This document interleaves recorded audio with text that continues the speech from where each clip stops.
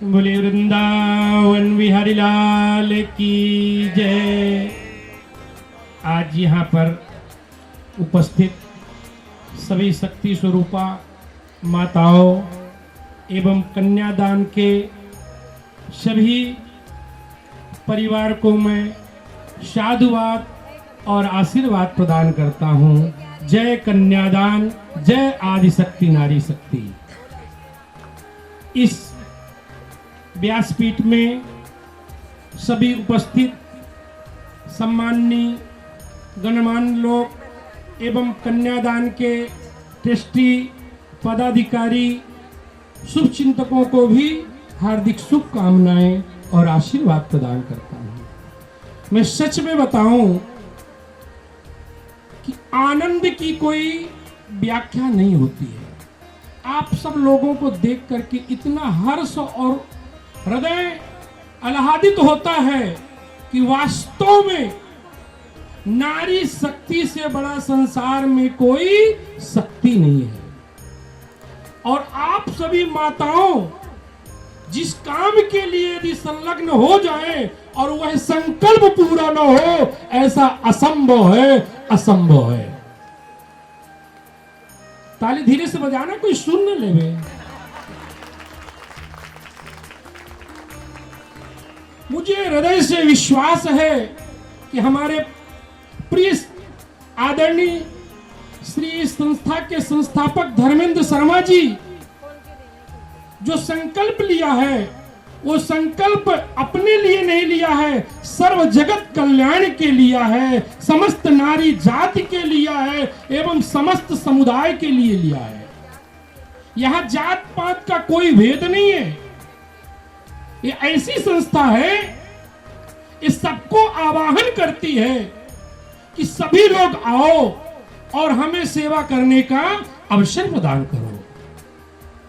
क्योंकि जीवन में आप सब लोग जानते हैं कि दानों में से श्रेष्ठ दान कन्यादान है। 1-2 मिनट का समय लूंगा, ज्यादा नहीं लूंगा।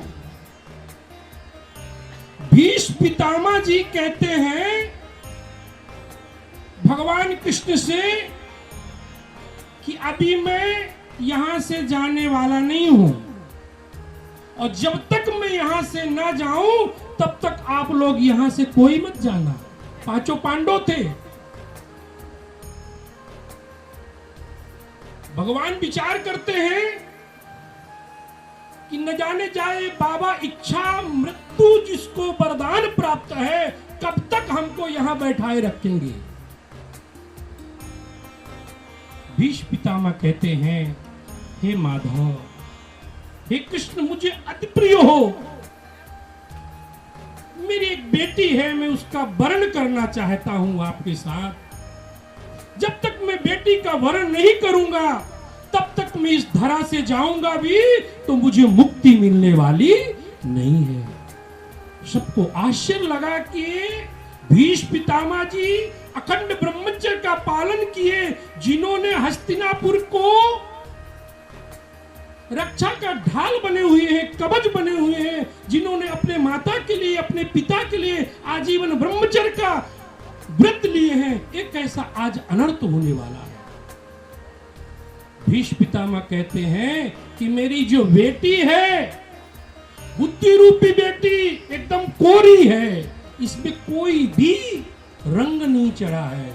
जब तक मैं अपनी मति रूपी बेटी को आपके साथ विवाह ना कर दूं तब तक मैं जाऊंगा तो मुझे मुक्ति और शांति मिलने वाली नहीं है। प्यारी बहनों, वो क्या है?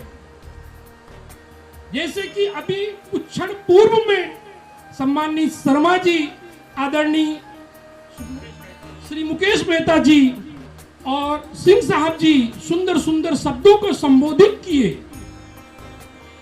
कहने का तात्पर्य है कि जो पिता जीवन में कन्यादान नहीं दिया उसको मुक्ति भी मिलने वाली नहीं है।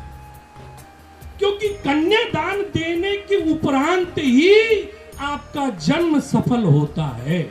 मैं तो कहता हूं कि जिनके पास कन्या नहीं है तो किसी भी कन्या का विवाह होता हो वहां पिता का रोल निभाओ और अपनी सामर्थ्यता युक्त उस कन्या के विवाह में धूमधाम से भाग लेकर के अपने परिवार के साथ भाग लेकर के उस बेटी को विदा करो। ऐसा आशीर्वाद मिलेगा, ऐसा पुण्य मिलेगा, त्रैलोक में उस पुण्य की कोई कल्पना नहीं कर सकता है।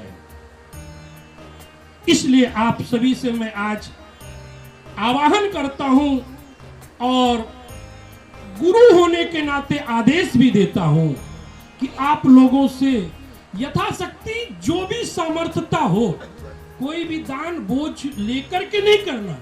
कितना सुंदर वाक्य शर्मा जी का था सिंह साहब कि रसीद ले जाओ, लेकिन रसीद के लिए चिंतित मत होना कि यदि रसीद नहीं कटी है तो शर्मा जी को मैं क्या बताऊंगी।